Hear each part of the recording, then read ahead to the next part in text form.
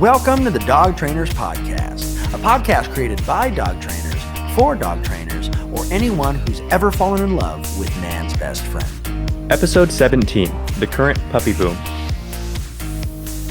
Hey everybody, welcome back to the Dog Trainers Podcast. I can't believe that this is already episode 17, and we thought what better to talk about right now than the current puppy boom.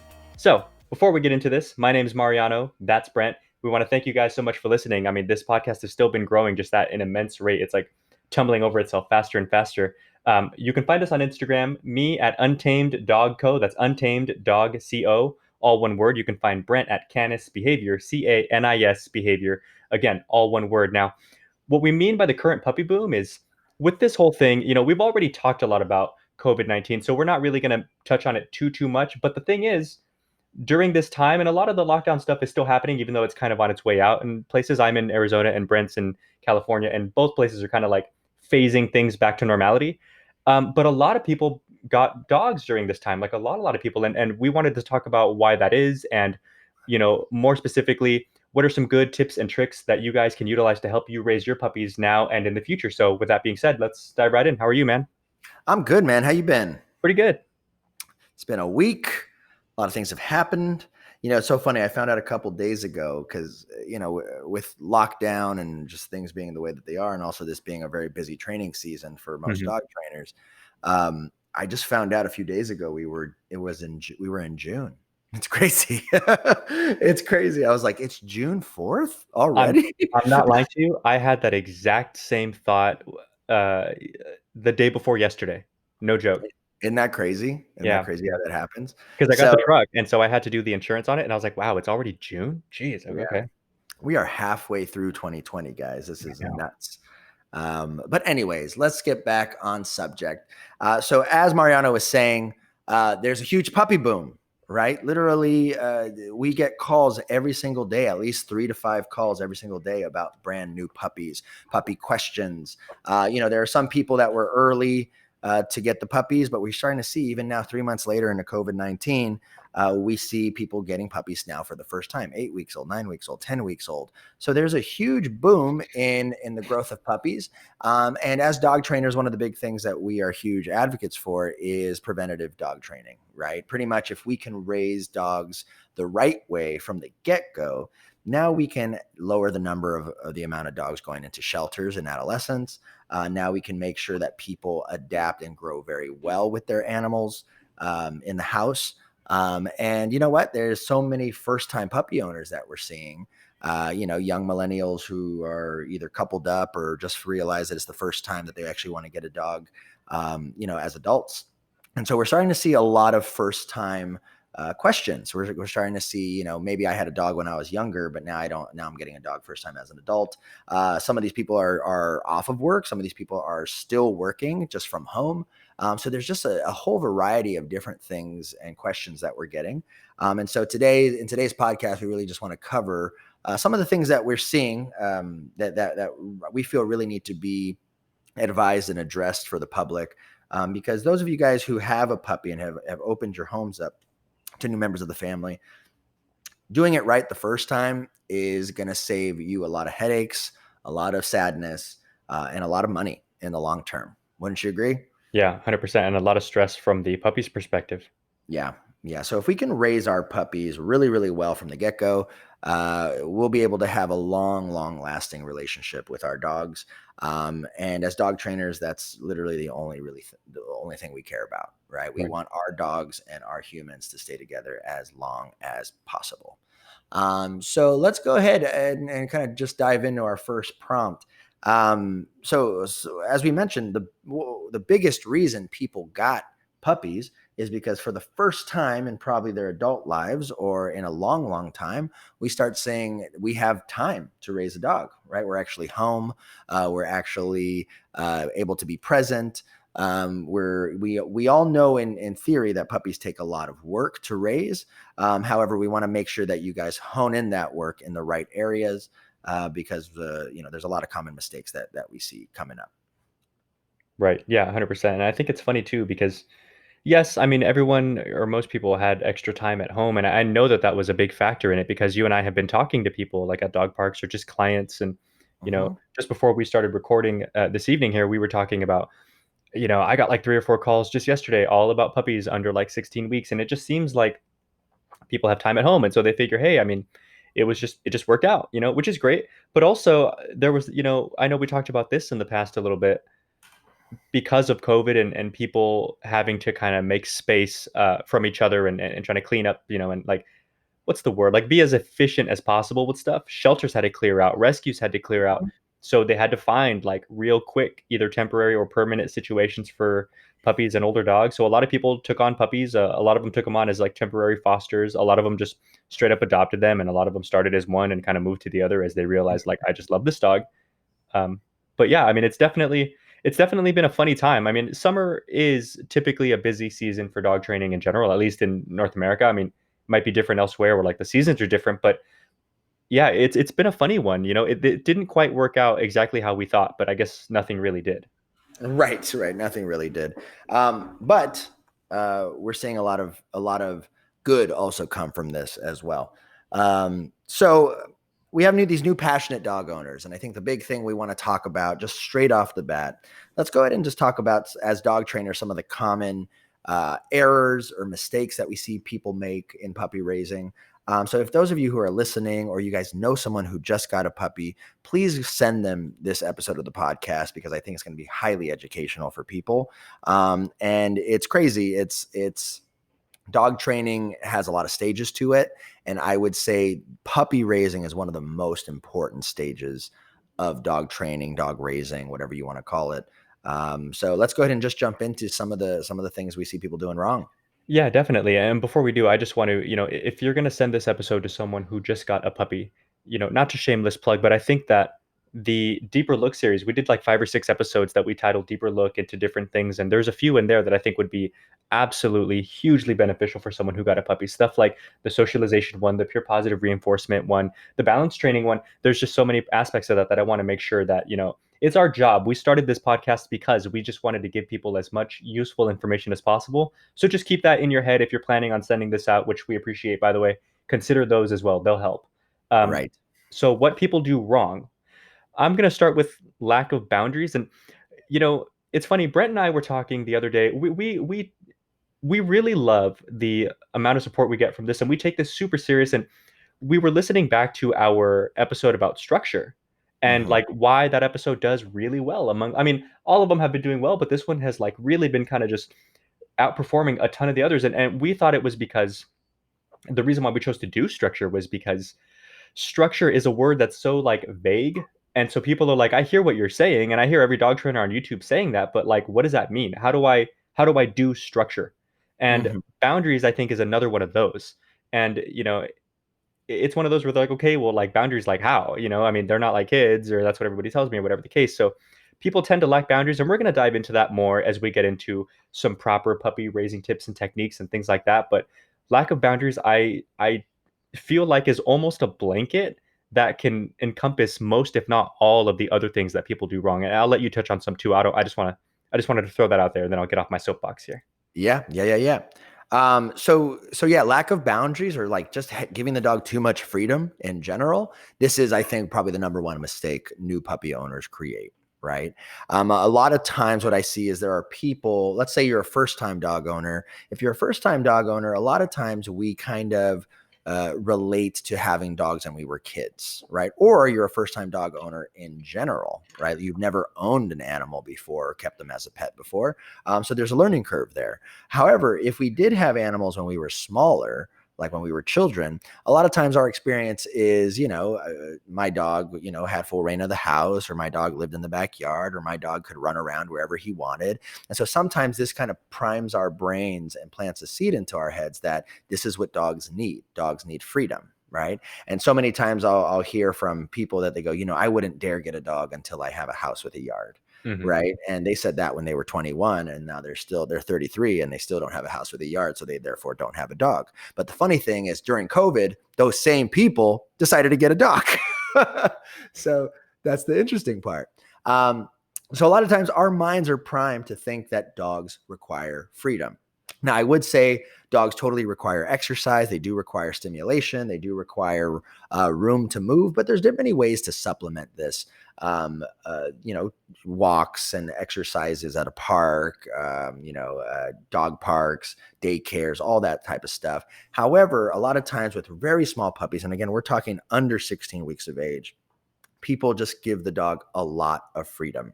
Mm-hmm. All right. And unfortunately, what a lot of freedom usually leads to, it leads to potential problems and expectations and the development of bad behaviors that people have to spend a lot of money on later to fix or reverse or just manage. Right. A couple of those things would be, and then I'll go ahead and hand this over to you. Like, we see that puppies develop very undesirable expectations from owners when they have a lot of freedom. Mm-hmm. Right.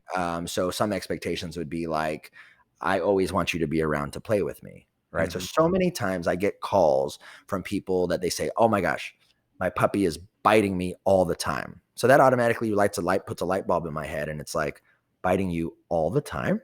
Oh, so if all the time he's biting you, that means all the time he has access to you. Right. That's kind of the correlation. Right. So my follow-up question is, where does your dog hang out all day? And 99.9% of the time, the answer is, my dog just kind of follows me everywhere. Mm-hmm. Right. Mm-hmm. And so what this does is, when the dog has a lot of freedom, unfortunately, you become your dog's favorite plaything. And this is going to lead to biting you, chasing you, nipping at you.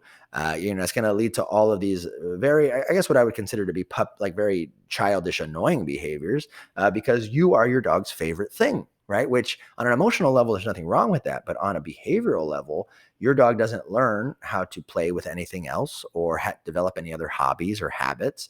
And this obsession with you as their owner is sweet, but at the same time, not healthy for puppy development. Yeah, well, I tell people all the time that the puppy, like the context of everything is perfectly fine. He's not being aggressive if he's nipping at you, but it's still inappropriate. Right. Mm-hmm. So that's the kind of the big difference, because kids can do things meaning well, but it doesn't make it the right thing to do.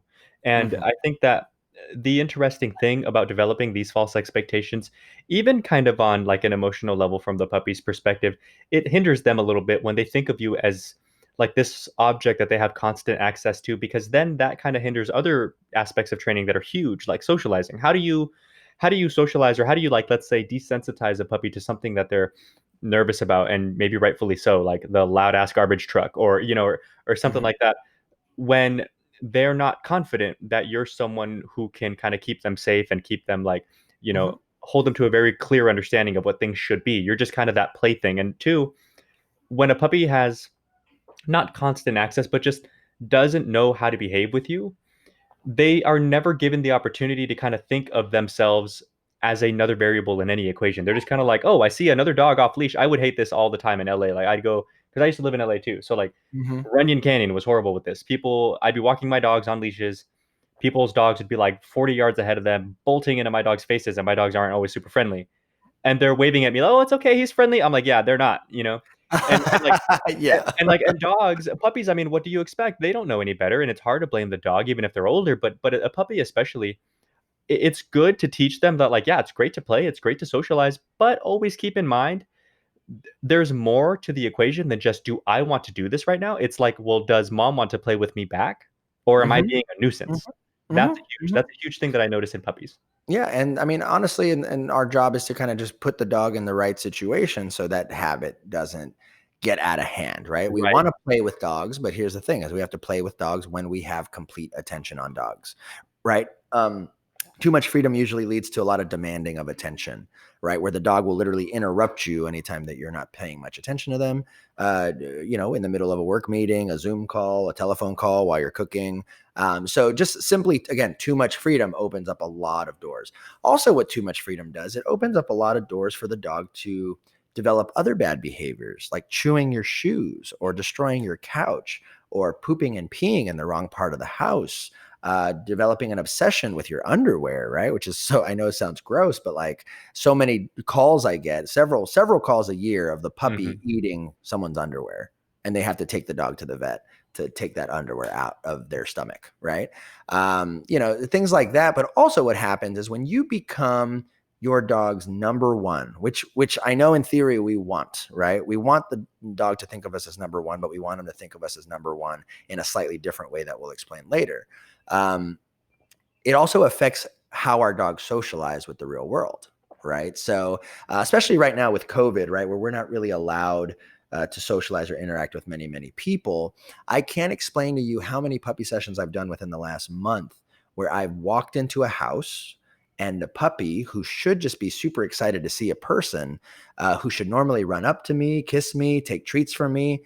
I can't explain to you how many puppies have ran away from me, barked at me, and it's taken me 5 to 10 minutes to get these dogs to warm up to me. Right. And it's even gotten to this point where I thought, maybe it's my mask. Maybe it's because I have a mask on when I'm going into these houses. So I asked the owners, I said, when I first meet your puppy, is it okay if I take my masks off? And the strange thing, it doesn't help.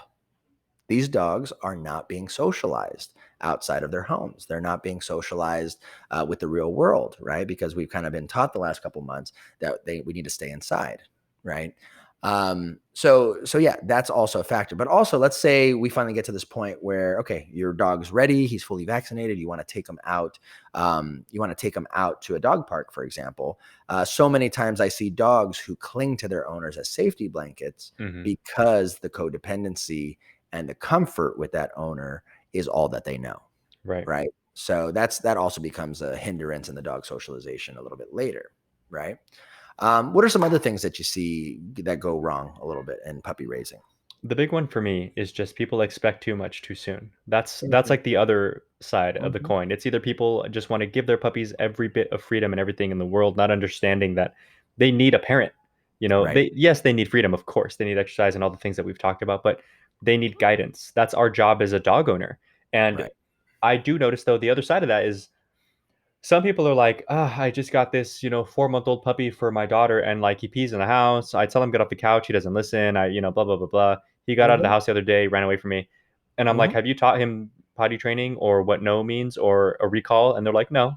I'm like, well, okay, well, let's work on that then. And people have these weird expectations, like, why isn't this dog just like perfect right now? And I'm like, well, it's a puppy. That's a big one, and I want to hear you touch on this one because I know this was kind of more, something that. More like something that you can put better than I can. It was like emotional raising versus principled raising. Yeah. I think so. Sometimes I refer to this as dog culture, right? Ultimately, the more dogs you've owned, the more expectations you have for dogs that become members of your family, right? And since we're getting a lot of calls from people who maybe have no experience, or the only experience they have is that from when they were kids, we start seeing people lack dog culture. Right. And the reason I call it dog culture is because usually our cultures, it doesn't matter if you come from a Latin background or an Italian background or an African background, our cultures come preloaded already with expectations for their offspring. Right. So at what age you should be able to do what, how you should conduct yourself, how you should behave, how you should do X, Y, and Z. And, they have different protocols for when the child is a baby. They have different protocols when the child's 5 to 8 years old, and so different cultures, and we all grow up in different cultures. We have different expectations for our kids, but at least those cultures have very clear principles within them that help the parents guide and raise the child to whatever standard they feel is appropriate, right? And so when we have a culture established, we know what to do, when to do it, at what age the dog should be capable of it, or the kid.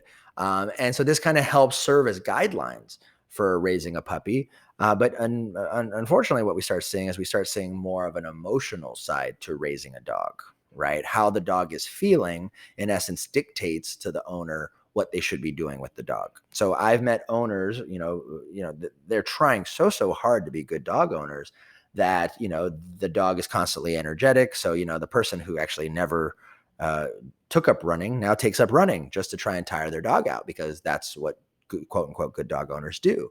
Or the dog that, is constantly chewing on stuff. They go out to the store and they buy him a bunch of chew toys because, they want to appease that behavior. Right. So there ends up becoming kind of this the dog's emotions, which unfortunately are ever changing through development, are telling the people what they should be doing with the dog versus the people guiding with principles what the dog should be doing at any given time, right? And so we go ahead. Sorry. Well, yeah, no, I agree. I'm just what it ends up being like, as you say, that kind of what formulates in my head is people are like going after every whim that the dog has. It's almost as if the dog's raising them instead of vice versa, which shouldn't be the case. It's a puppy. It doesn't know what it wants. Exactly. Just like children, they don't know what they want. Right. You know, unless it's a Capri Sun. I love Capri Suns. Dude, I freeze them. Like as an adult, the way to eat a Capri Sun, everybody pay attention. So the way to eat a Capri Sun and not look like, like I'm 12 years old, which I don't care, but most, Brent gets mad at me because I order milk at a restaurant because I like milk, whatever. Straight up ice cold milk. Yeah, like straight milk. Who cares? With dinner though. It's like, so what? Can I get a steak medium rare with milk? My girlfriend does it with like espresso. I don't drink coffee. I'm like, all right, can I get some milk, please? Yeah. One time a girl was like, milk? And I was like, yeah, like milk. Like anyway, so the way to eat a Capri Sun as an adult is, oh my God. Okay, go ahead. You take it, put it in the freezer, and then once it's frozen solid, you cut the top off with some scissors and then eat it with a spoon, and it is just the best. Yeah. That's the technique. For all of you Capri Sun connoisseurs, now you have it, the scoop. Let's get back to dogs. Go ahead. That was my digression. I apologize. I took it there. Where were we? I lost it. Okay, here's where we were. So emotional puppy raising. The mistake is that you want to raise your dog because puppies don't always know what they want, or they know what they think they want, but they don't know what's good for them. And sometimes those things aren't the same. Right. Okay. So back to that point. So emotional raising versus principled raising, we start saying the dog's feelings start dictating to the owner what they should be doing at any given time. And unfortunately, this means that we have to sometimes adapt our whole life to fit those needs of the puppy, right? Because one thing that we all fear as dog owners is fucking this up, right? We don't want to do the wrong thing. We don't want to be a neglectful parent. We don't want to miss that opportunity. We don't want to, so what ends up happening is we either do too much, or sometimes what happens is people do nothing. Like they just don't try because they don't want to fuck it up, right? They hope that the dog might grow out of it, right? So many times I get bombarded with this mentality that, oh, but he's just a puppy. He's going to grow out of it, at 8 weeks. Okay. Yeah, it's true. And then I hear the same story with a different client. Oh, the dog's 4 months, the same behavior. Oh, he's only 4 months. I'm sure he's going to grow out of it. And I tell them, well, not necessarily. And then at 8 months, oh, but he's still a puppy. He's going to grow out of it. It's the exact same behavior, right? Yeah. And so what we start seeing is no, there are certain behaviors, guys, that puppies just do not grow out of. They just don't grow out of it unless you teach them or raise them with certain management systems, with certain tools, with certain intent. We have to have the right intent when training animals. And again, it's different from dog to dog. The way you might train a really lazy golden retriever versus the way you train raise a Belgian Malinois puppy for bite work. Like it's a very different process. Definitely different levels of energy are involved. But the idea is, we have to have those principles laid out for us. And I would say, not in defense of most dog owners, the internet kind of is helpful, but it also can overeducate. It can also, overstimulate people with knowledge where they don't know what the right thing to do is. You know what? Right. Shout out to Brene Brown, because I think that a great way to put that would be the internet shines a light, but it can floodlight the hell out of you. Like there's so much information that it's like, okay, I watched it. I mean, the way that the internet typically goes, like from a dog owner's perspective, is people will click different dog trainers, probably start with the bigger, like more notable ones that they've heard of from other sources or whatever, kind of find the one that speaks the best, or the videos are cut and like edited in a way that they like the best, and then just kind of stick with that, which isn't necessarily bad, but there's so many others that when you start to like stray, then it's like, wait, but he said don't do this, and he said do this, and she said, so right. That's the issue with a lot of what's going on. And there's a lot of like top level dog trainers out there. We're just trying to do our part as best we can to this sort of end too. But there's a lot of people out there that are just trying to simplify that process and helping you understand this weird dichotomy of like, don't oversaturate yourself, but also all dogs are different, which is why we have to put out so much content to cover this like wide berth of everything. But definitely, I mean, hone in on something. And that's what we're going to talk about, coming up shortly here. Yeah. Yeah. I would say, and you've heard me say this before, things that you see on the internet are not wrong. They're just incomplete. Mhm. And they just don't take into account your situation, your schedule, your environment, and most importantly, they don't take into account your specific puppy's personality, right? I really wish there was videos on the internet that were like, for the dominant high drive puppy, for the lazy, sleepy puppy, for the, like tips for this type of puppy. So maybe that's something we'll work on in the future. Who knows? The way you said that. Tips for this type of puppy. Tips for this puppy, see? Anyways, so going back to just a couple of things. So emotional raising versus principled raising. People don't have a dog culture. So this is where dog trainers really have to come in and be specific, right? There's a lot of principles and guidelines that most dog trainers follow. However, how we achieve those things shift from puppy to puppy, owner to owner, right? Am I working with a family that has, 4 kids at home on summer break that can put some work in, or am I working with someone's housekeeper who's busy, keeping the house Right. up, and the family's non-existent, right? So all of these involve different strategies, different techniques, different realistic implementations of these techniques. That again, a real dog trainer, an in-person dog trainer, there is no video or artificial intelligence that can teach you guys this stuff. We need a real dog trainer in there to help find solutions for your specific situation. However, I will go ahead and say this.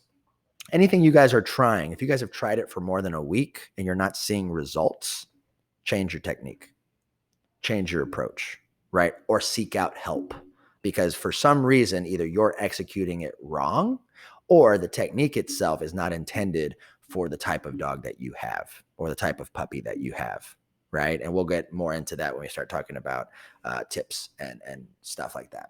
100%. All right.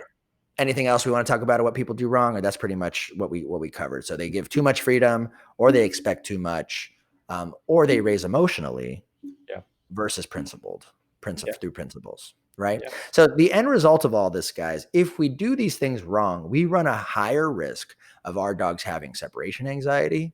We run a higher risk of our dogs developing behavioral problems later in life because they don't know they don't know limits or boundaries, right? We run the risk of our dogs not learning how to deal with stress, right? This is something that's really important, right? It's so important in the early stages of puppyhood. We teach dogs, just like we teach children's, to deal with micro doses of stress, right? And if you guys really want to dive into that, check out our What is Structure in Dog Training video. I think it was episode 4 or 5. 4. Yeah, check that out because we go into micro doses of stress in detail. Mm-hmm. All right. So anything else you want to talk about before we move on? No, let's dive into some puppy raising tips and training techniques. Beautiful. All right. You want to start? You want me to start? What you want? I wanted you to start because I know that we were, as we were breaking this stuff down, you definitely have a really great way to kind of to separate and like explain the importance of routine building. And then I'll get into some other stuff after the fact. Cool, man.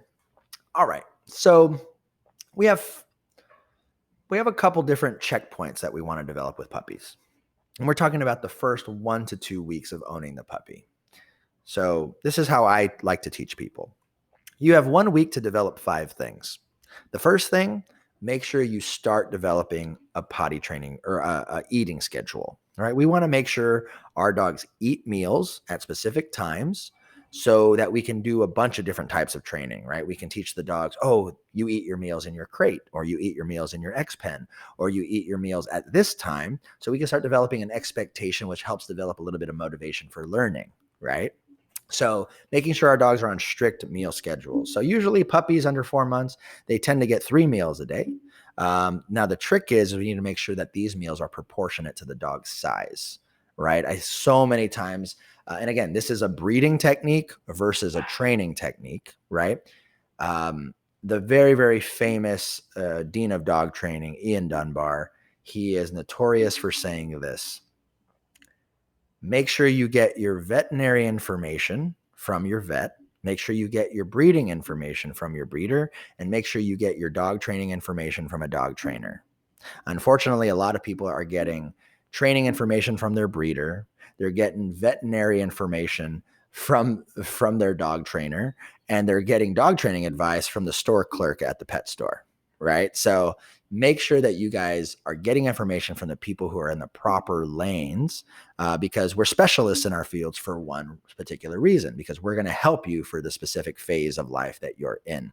I never give advice on health. I say, talk to your vet because I know better, right? Don't get me wrong. I know a lot about the veterinary field because I've been doing this long enough. However, if there's something that I don't know that's pretty detrimental, I'm not going to make executive decisions on it. I'm just going to give the advice that I know and say consult with a vet, right? However, vets don't really do that, and breeders don't really do that. So a breeder's technique is feed the puppies as much as they want to eat, right? Because from a breeder standpoint, they want to make sure the puppies are healthy, fat, and full, and that they're growing at a good rate. So that makes complete sense, right? As a breeder, right? Mm-hmm. From a dog training standpoint, if your dog is eating a bunch of food all day long, guess what that means? Any guesses? Any guesses? Free feeding. And this also means a lot of pooping all day long, right? So if your dog has a lot of poop accidents inside the house or in his crate or whatever it is, the very, very first thing we want to do is make sure that our dogs are eating the proper portions 3 times a day. Right? Do not overfeed your puppy, because if you overfeed your puppy, you can lower the food appetite. You can mess up the timing of potty training to make sure the dog's going in the right areas. So just keep that in mind. All right. Number 2 thing that we want to get done within the first week, we want to make sure that we're designating a potty area for the dog. Okay. Some of the common mistakes that I see is people will have potty pads all over their house. Literally, it's like the dog poops somewhere in the kitchen, they put a potty pad there. The dog poops in the living room, they put a potty pad there. The dog poops by the front door, they put a potty pad there. So I could literally skip from potty pad to potty pad in different homes that I visit, which is the wrong way to develop potty areas, right? The big key for potty training is you want it to be the same area, the same surface, in the same and develop enough scent on that area so that the dog starts developing the habit and desire to go there. So I would pick 1, maybe 2 areas where it's acceptable for your dog to go potty and stick to it, right? And make sure anytime your dog has to go potty, we take them there. So step number 2 is making sure our dog's potty trained. Number 3, make sure our dogs sleep all the way through the night. Right. So I can't explain to you how many calls I get that go, my dog constantly wakes me up at 2 a.m. My dog constantly wakes me up at 4 a.m. And that's usually simply because the first 2 or the meal times are off. So we can adjust meals, adjust water intake a little bit towards the end of the day so that our dogs learn to sleep the full 8 hours in the evening. Okay. Number 4, we want to make sure our dogs are okay being alone. Right. So if we make sure that our dogs are okay being alone throughout the day, let's say I'm working, my dog can be in his area for, an hour, and then we take them out to go potty and play with them. That's very, very good, because if our dogs are good with being alone occasionally, then that opens up a lot of doors for confidence building, for teaching them to chew on bones and play with other toys, and then most importantly, develop their confidence and independence. Right. And then the very last thing is this. When our dogs have freedom in the house, we need to be very, very clear with our dogs. Idle time inside the house tends to create bad behaviors, right? So when our dogs are free inside the house, we want to make sure that we're teaching our dogs something. We want to make sure we're teaching them to play. We're teaching them obedience. We're teaching them manners. We're teaching them bite inhibition, which we'll talk about a little bit later. But we're teaching them a number of different things that are going to be helpful for when they are adults, right? The biggest mistake people make, again, we said too much freedom means the dog is spending too much unattended freedom inside the house, doing a lot of bad things, where then later we want to punish them or reprimand them for, right? So always make sure, as a dog owner, the key to successful training, when you do give the dog freedom, make sure you give him supervision and make sure you give him engagement and learning. Right? If you don't do that, then we're going to end up yelling at our dogs more than praising our dogs. Okay. So anyways, those are my 5 top tips of what we should develop in the first week. And I'm telling you guys, it's the first week. If you guys have not developed this in the first week of owning a puppy, call a dog trainer ASAP, because you need to get these things under control, because they do get worse over time. Okay. 100%. Yeah. So a couple of the things that overlap with these top 5 tips that I have for puppies. We talked about den training, right? So den training could be crate training, could be X-pen training, whatever it is we want to teach our dogs to be okay being isolated from us, right? Which takes a little bit of time, right? Potty training, again, making sure that our dog's potty training is under control. Bite inhibition, which we mentioned earlier. Bite inhibition, for those of you guys who don't know, it is our dog's awareness of how strong their mouths are ultimately, right? So goodbye. So a lot of people call me, like I got a call today, right? It said, hey, I have a 10-week-old puppy who's really aggressive. And I go, oh, tell me a little bit about it. And he goes, yeah, he's just always biting me and he's always biting my family and he's just really aggressive. And I said, now, what do you mean by aggressive? Like, is he growling? Is he like snarling at you? He goes, no, he just comes up and bites my shoelaces, bites my pant legs, bites my hands. And I have to tell him, I said, oh, that's just having a puppy. That's just what puppies do, you know? And so bite inhibition is ultimately how humans teach dogs, and dogs teach dogs also, but we're teaching puppies the strength of their own jaw. And if we don't teach that at a really, really young age, then we run the risk of when the dog is older, they use their mouth disproportionately, which means, in situations they just wanted to nibble, they actually draw blood on accident, right? Or in situations where they just wanted to grab your shirt, they end up puncturing holes through your shirt, right? So bite inhibition is super duper important. I would say a majority of bites that happen in adolescent dogs are usually from dogs who have horrible bite inhibition, right? Now, next thing we'll talk about is, something that supplements bite inhibition is chew training, right? So we need to make sure we teach dogs what they should be chewing on versus our hands, versus our shoes, versus our couch, our pillow, etc. So this would be things like dental chews. This would be things like crinkle toys. This would be things like ropes that they can sink their teeth into. One of the very old school techniques that people would do, they would get a little hand towel, they'd soak it in some chicken broth and they freeze it. And this would be great for dogs to chew on, had good flavor, but most importantly, they'd be able to sink their teeth into it. But the most important thing about chew training is teaching our dogs to obsess over items that we want them to love when they're older, right? So this way they have an outlet for stress. They have an outlet for stimulation, brain stimulation. They have an outlet for, burning off some mental energy, right? So that's chew training. And then most important, and then our last one is going to be exercise. Okay. So many times I get people who ask, what's the right amount of exercise I should do with my dog? From my experience, what I've noticed raising a bunch of puppies don't have a lot of stamina, right? Which means they get tired pretty quickly.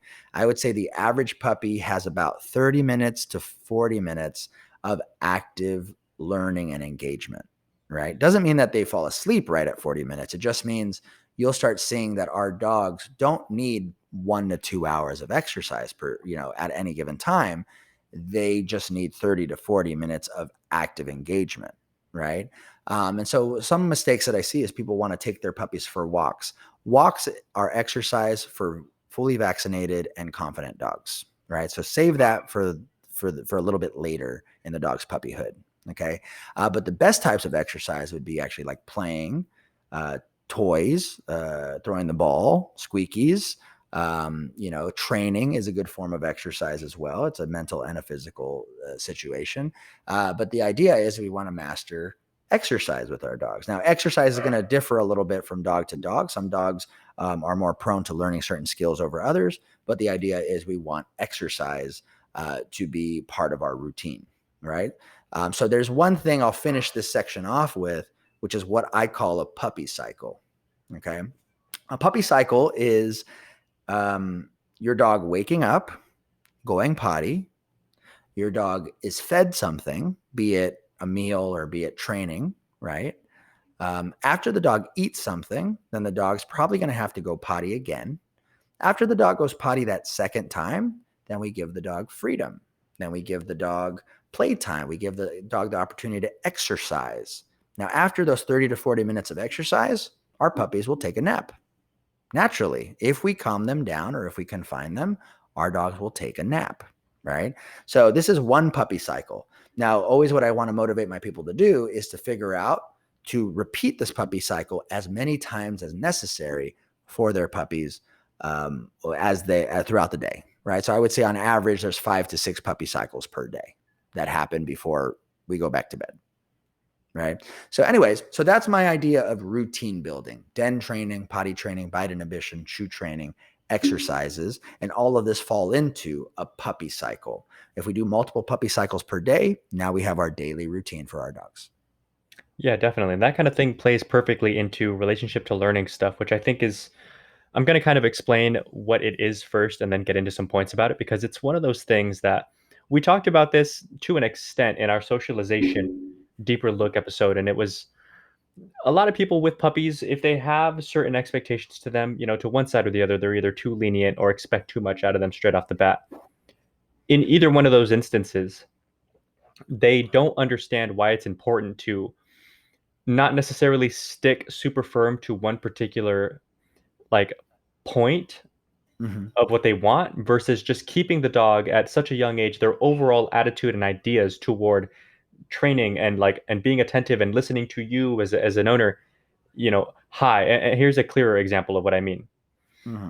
Let's say, I like to tell people this: when you're working with the puppy for the first few actual food lessons of obedience, straight up obedience. Now the routine building stuff is already underway. So we're talking direct, like, here's some food, sit good, sit good. Now you'll notice in the first lesson or two, the puppy loves treats or even their kibble. A lot of puppies just eat straight their kibble. They're excited for it, which is great. Tail wagging, having fun. But like 3, 4, 5 lessons in, they're even more excited because now they've had a chance to develop the love for it. And they're like, oh, this game is fun. So you're telling me I just do this easy thing and I get food. And on top of that, you're like happy about it. And it's like, good boy. And, all this stuff starts to steamroll. So I always try to make it very clear to owners: when you're doing food work with your puppy, yes, of course, you're teaching the commands themselves and you're working on just markers and timing and all the core foundational stuff of training, 100%. But you're also building your dog's character. You're teaching a dog to want to focus, to want to pay attention to you, to want to work hard for you. Now, where people get stuck, this is what I started with, was, let's say you do 3, 4 food lessons, dog's looking good with like food sits and getting there with food downs. But they keep breaking after like 2 seconds. And you're like, oh, if this puppy would wait for freaking 5 seconds, I would just release you and reward you. People can get stuck, which is not the right thing to do, especially when you're dealing with a dog so young. They'll get stuck on that one goal. Like, no, I want the 5-second down. So they'll do something like lure the dog into a food sit, food down. All that looks great. 1, 2, and on second number 3, the dog gets up. So they'll jam a leash on and like start leash pressure the dog to the ground just to get to the 5-second mark. And it, I guess technically you got it, but you really shot yourself in the foot, because now the puppy's going to be like, whoa, that wasn't fun. And leash is no bueno. Right, exactly. And so you really have to pay attention to make sure that when you're building a dog at such a young age, their relationship to learning, you're starting from scratch. So making sure that you understand how to develop motivation, when to turn it up if the dog's having fun, to keep it challenging so the dog stays engaged, but not crushing the dog, because that's a very easy thing to do when you have a puppy. Building focus is kind of along that same thing. A lot of it is just, that's a lot of when like very mild distraction stuff comes into play. Can my dog stay attentive to me? And again, food work, like obedience, simple stuff is a really great way to do that. Start building your front to heels, your sits and downs, and some very basic like place and stuff with food. The crate command is a huge one with food, especially if you're going to be feeding your dog in the crate, which lends itself to routine building. I think an interesting one too is again, this ties a lot into socializing, but you have to be a little bit fluid with it. Dog training isn't always linear. Like if I go out after we're done here and do another lesson with one of my training dogs, and they do a little worse this time than they did like a couple hours ago, you can't kind of take that to heart. Dogs, there are many reasons why they fluctuate throughout the day. And this one's young too, by the way. He's 5 months old. He's not a super young dog, but he's a puppy. And he has his little puppy cycles too, maybe less so as he gets that little bit older, but you'll notice he's kind of more attentive in the afternoon. He's a little more distracted in the evening. It's other stuff going on too. Maybe the other dogs are a little more excitable, like right around sundown. And there's so many factors to consider, but with all that, you just have to meet the dog where they are in that moment and just know that with puppies, that's turned up to 11. So If he, so if he's distracted at the moment or just can't do it for whatever reason, like definitely challenge him enough that it's challenging but doable. I want the dog to win a lot because I want them to understand training is something that is fun. I do really Yes. good at it. That goes into confidence building too. It's something that I want to do more. In fact, I like this guy. In fact, I like listening to this guy. And that sets you up Or for, girl, or or girl. girl, sure. So it just it sets you up in such a great way in the future of like that's what we mean when we see a lot of people with older dogs. You're like, you live with a dog, they kind of know you and love you and stuff like that, but they don't quite look to you for advice, direction, coaching, guidance. And Right.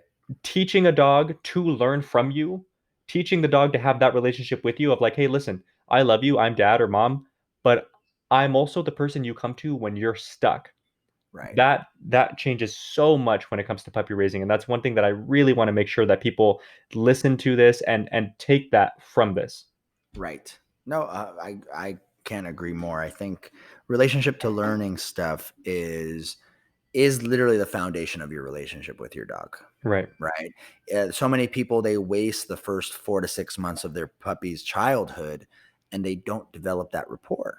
Right. It's like, imagine not playing with your, well, here's the thing. There's a lot of people who play with their puppies, but getting the dog to want to work and please you is ultimately the shift in the relationship, right? Do you want to be the dog's playmate or do you want to be the dog's instructor that he likes to please, right? It really depends on what your expectation of your overall relationship is, right? So yeah, that's interesting, man. Interesting. Um, let's see. What else? A couple things. Oh, so yeah. So then that brings us to our next section, which is confidence building. Right. This is a huge part of puppy raising, and we talk about confidence building because it's really easy to not develop confidence. As Mariano mentioned, he said, play is going to help in confidence building. He mentioned that obedience is going to help in confidence building. Ultimately, what we're doing is we're priming our dog's brains to be able to take direction from us to help give them guidance when socializing the dog in certain situations, right? So whether we're socializing dogs with humans, whether we're socializing dogs with dogs, or we're socializing them with environments, this is where our dogs at a young puppy stage really look up to us for some type of context. Like, should I feel bad? Should I feel scared? Should I feel happy? What is it that we should do? Now, if we don't have that rapport from relationship building, doing obedience work, routine development, if we don't have, that ability to guide our dogs, then unfortunately the socialization process actually becomes pretty difficult, right? I think one of the most common misconceptions people think about socialization, they think that socialization has to do with just unhindered play or interaction, right? Mm-hmm. What they'll do is they'll let their puppy just jump and wiggle all over somebody and give them kisses, which is great, which is cool. Or they'll let the dogs go and just jump all over other dogs and run around and act crazy for 20, 30 minutes. But unfortunately, what happens is your dogs sometimes get conditioned to always live at a level 10 or 11, right? And so what happens is sometimes socialization turns into like a party, right? Where we can sometimes condition our dogs on one side of the spectrum. We can condition them that anytime you see something you want to interact with, it's party time, right? And on the opposite side of that spectrum, for dogs who are a little bit more sensitive, we can teach them that anytime that there's someone that you like or don't like, you have to deal with them anyways, right? So in some situations that's good, in some situations that's bad. It all depends on how the dog interprets that social interaction, which we've talked about before in our socialization episode. So this kind of brings me up to advocating for our dogs, right? It's really important for us to not only know our environment, but to be able to read the environment in a way where we can make better judgment calls, but also how is our dog interpreting the environment? Is our dog interpreting the environment where he's scared? Is he interested? Is he intrigued? Is he stimulated? What is it that my dog is doing in that particular situation? And our job as the parents is to advocate for the dog. Is this going to be a good choice for my baby? Is this going to leave a good imprint on my dog? Right. And I would say, there's a lot of things that we'd let our puppies do that we wouldn't really let our human children do. I would say people are more protective of their human children than they are of dog children. And, in some situations, this is why we see some dogs who suffer from bad trauma, or they have bad behavioral issues later down the line, because, we didn't give them the same morals, values, and boundaries that we would give a human child. Right. Now, don't get me wrong, two different species. However, in the human world I live in out here in LA, dogs are family, dogs are children.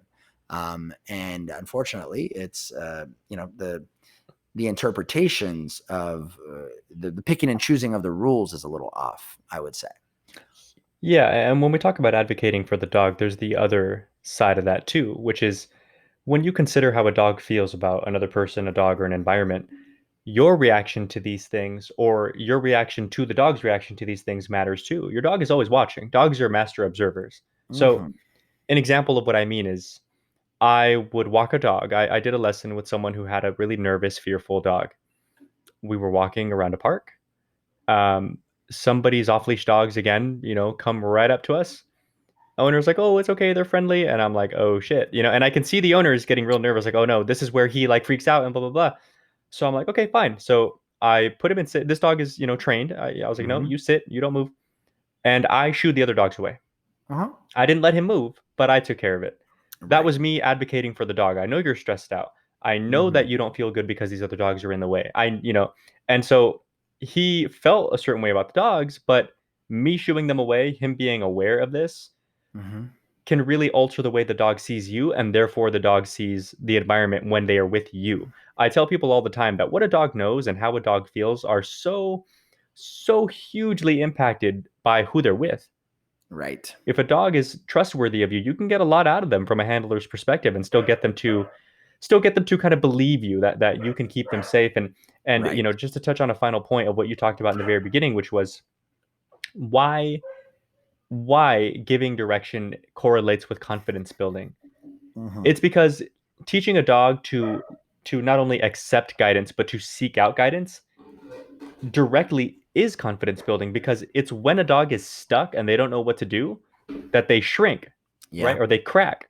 And when a dog is comfortable with asking for guidance and they know how to do that, Yeah. then they don't have to shrink. They're just like, "Hey, help me out." And you go, "Okay, boom." And you pick it up and then there you go. So Yeah. it's so important that you have this mutual understanding with your dog, and that's where obedience comes into play. That's where the routine stuff really helps with the obedience and everything else, but also advocating for your dog. Let them know that you'll be there even when these crazy things happen, so that when they do, your dog doesn't feel the need to kick into autopilot. They're like, "All right, mom, dad, you got it. I'm just going to sit back and watch." Mm-hmm. Mm-hmm. Excuse me. Yeah, one of my mentors, Bobby Durafshar, he used to always give this example. He used to say, if you're sitting in class and the teacher calls on the class for an answer to a quiz or for whatever the homework was, well, if you didn't do your homework and you don't know the answers, what do? He goes, you kind of slouch down, you pretend to be rummaging through your backpack like you're busy. You look down at your notebook and you start writing on it so that hopefully she doesn't call on you. In essence, you act timid, you act insecure, right? Because you don't know the answers to the questions that are about to be presented to you. And he goes, however, if you did do your homework and you do know the answers, what do? You light up, you stand up tall, you raise your hand as high as you possibly fucking can, and you sit to ask the teacher, pick me, I know the answers, right?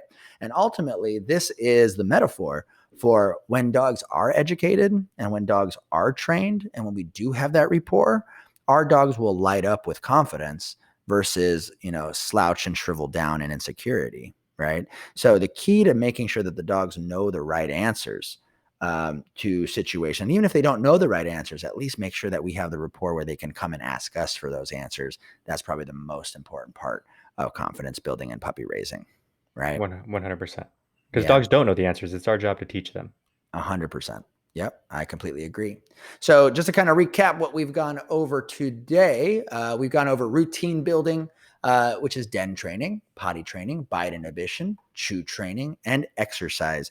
Guys, if you guys are having struggles, if you guys are watching this and have or listening to this and have a puppy, or someone who has had a puppy for several weeks or months, and they have not been able to master these things, please recommend them to reach out to dog trainers.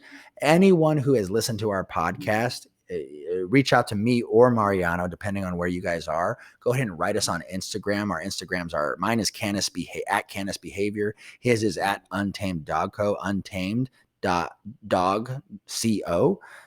Go ahead and reach out to us, and we're happy to give you guys some advice and guide you guys through some of the issues you guys might be struggling with. Because, again, as dog trainers, our passion is to make sure these puppies start off on the right foot. Because you know what, we can't train every single dog there is out there, even though we'd love to, or we wish that we could multiply ourselves so that we have the opportunity and the privilege to work with all these puppies. But for the most part, we want to just make sure that these dogs are getting off on the right foot. All right. So I want to thank everybody for listening to this podcast. My name is Brent, and that guy over there is Mariano. This is episode 17, the current puppy boom. A couple of tips that we had for puppy raising during the current puppy boom. We already went over our Instagram handles, but just one more time, go ahead and follow us at CANISBEHAVIOR. Or Mariano, you can find him at UNTAMEDDOGCO. That's UNTAMEDDOGCO.